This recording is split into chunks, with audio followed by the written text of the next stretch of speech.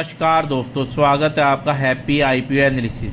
दोस्तों, आज हम बात करने वाले हैं Gaza alternative asset management IPO की। इस आईपीओ को लेकर जीएमपी में अच्छी तेज़ी देखने को मिल रही है। अभी जीएमपी करीब 13.12% बताया जा रहा है और इस हिसाब से एक लोड पर लगभग 1953 के आसपास लिस्टिंग गेन का अनुमान बन रहा है। लेकिन दोस्तों, सिर्फ जीएमपी देखकर आईपीओ में पैसा लगाना सही नहीं होता।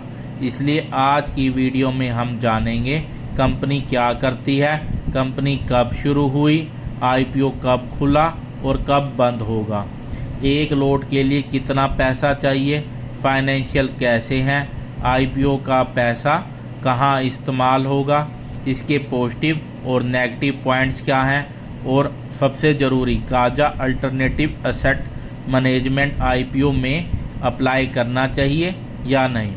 वीडियो को अंत तक ज़रूर देखिए। आईपीओ की ज़रूरी तारीख। सबसे पहले आईपीओ की महत्वपूर्ण जानकारी देख लेते हैं। आईपीओ ओपन 19 अगस्त 2026, आईपीओ क्लोज 21 अगस्त 2026, अलॉटमेंट 24 अगस्त 2026, रिफंड 25 अगस्त 2026, डीमैट में शेयर क्रेडिट 25 अगस्त 2026, लिस्टिंग 26 अगस्त 2026। यह मेन बोर्ड आईपीओ है और इसके शेयर एनएससी और बीएसई पर लिस्ट होंगे। प्राइस बैंड और lot size. Gaja alternative asset management IPO का प्राइस बैंड 152 से 160 प्रति शेयर रखा गया है। एक लोड पर 93 शेयर्स हैं। अपर प्राइस बैंड 160 के हिसाब से एक लोड के लिए आपको 14,880 का इन्वेस्टमेंट करना होगा। यानी रिटेल इन्वेस्टर के लिए मिनिमम इन्वेस्टमेंट करीब 14,880 है। जीएमपी कितना है? अब बात करते हैं सबसे ज़्यादा पूछे जाने सवाल की, जीएमपी कितना है। अभी Gaza alternative asset management IPO का जीएमपी करीब 13.12% चल रहा है। 160 के इशू प्राइस पर 13.12% का जीएमपी लगभग 21 रुपये प्रति शेयर बैठता है। उस हिसाब से लगभग 1953 रुपये का एस्टिमेटेड प्रॉफिट हो सकता है। लेकिन दोस्तों, ध्यान रखिए, जीएमपी सिर्फ अनऑफिशियल मार्केट इंडिकेटर है, यह गारंटीड लिस्टिंग प्रॉफिट नहीं है। आज जीएमपी 21 है तो ज़रूरी नहीं है लिस्टिंग के दिन जीएमपी इतना ही रहे। कंपनी क्या करती है, अब समझते हैं गाजा अल्टरनेटिव एसेट मैनेजमेंट आखिर करती क्या है।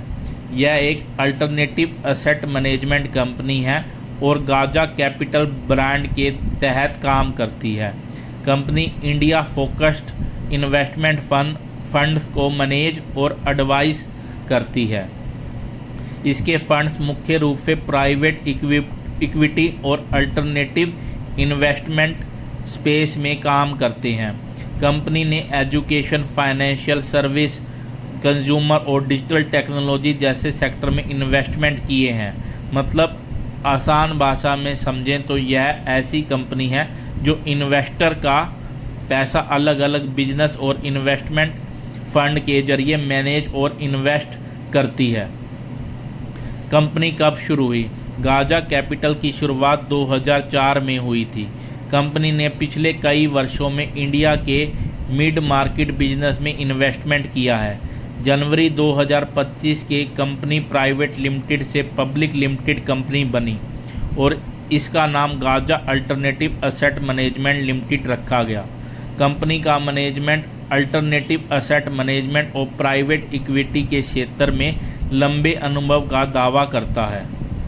आईपीओ का साइज कितना है? Gaza alternative asset management IPO का कुल इशू साइज करीब 550 करोड़ है। इसमें फ्रेश इशू 450 करोड़ और ऑफर फॉर सेल 100 करोड़ शामिल है। फ्रेश इशू से आने वाला पैसा कंपनी के बिजनेस में इस्तेमाल होगा, जबकि ओएफएस का पैसा सेलिंग शेयर होल्डर का जाएगा। आईपीओ का पैसा कहां इस्तेमाल होगा? अब सबसे ज़रूरी सवाल, कंपनी आईपीओ से मिलने वाले पैसे का इस्तेमाल कहाँ करेगी? कंपनी फ्रेश इशू से मिलने वाले पैसे का इस्तेमाल एग्जिस्टिंग और नए फंड में स्पॉन्सर कमिटमेंट्स के लिए करेगी। इसके अलावा कुछ राशि ब्रिज लोन रीपेमेंट और प्रपोज्ड न्यू फंड में इन्वेस्टमेंट के लिए इस्तेमाल की जाएगी। इसका बड़ा हिस्सा एग्जिस्टिंग और नए फंड में कैपिटल कमिटमेंट को पूरा करने के लिए इस्तेमाल होना है। कंपनी के फाइनेंशियल, अब आते हैं फाइनेंशियल पे। गाजा अल्टरनेटिव एसेट मैनेजमेंट के फाइनेंशियल में पिछले कुछ वर्षों में अच्छी ग्रोथ दिखाई दी है। Financial year 2024 revenue total income करीब 103.96 करोड़, प्रॉफिट आफ्टर टैक्स करीब 44.74 crore. Financial year 2025 total income करीब 123.31 करोड़, प्रॉफिट आफ्टर टैक्स करीब 61.95 crore. Financial year 2026 total income करीब 157.80 करोड़, प्रॉफिट आफ्टर टैक्स करीब 81.96 करोड़।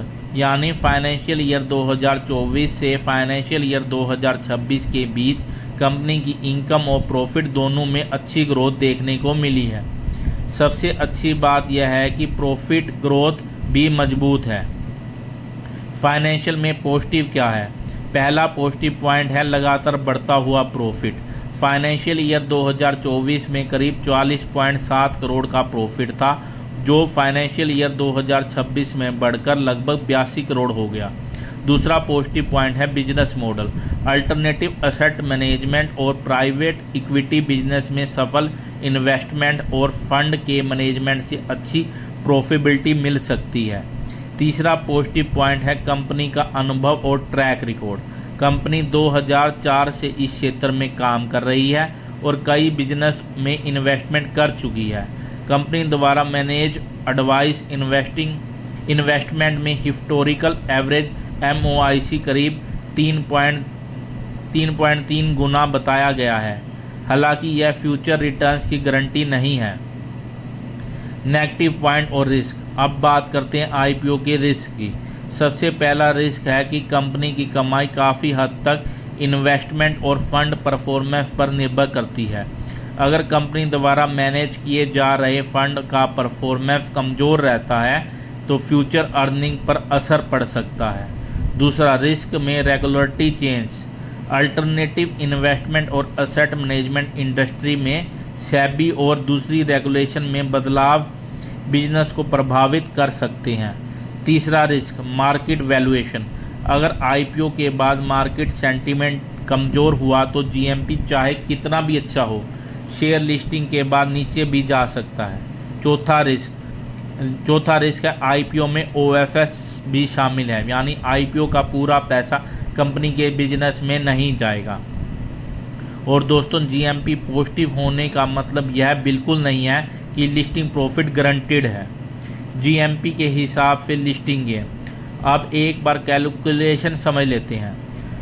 इशू प्राइस है 160, GMP 13.12%, एस्टिमेटेड GMP करीब 21, एस्टिमेटेड लिस्टिंग प्राइस करीब 181, एक लोड पर 93 शेयर, एस्टिमेटेड प्रॉफिट 1953। यानी अगर GMP लिस्टिंग तक इसी लेवल पर रहता है तो एक लोड पर लगभग 1953 लिस्टिंग गेन देखने को मिल सकता है।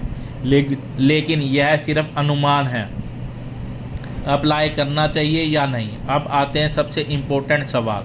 Gaza alternative asset management IPO में अप्लाई करना चाहिए या नहीं?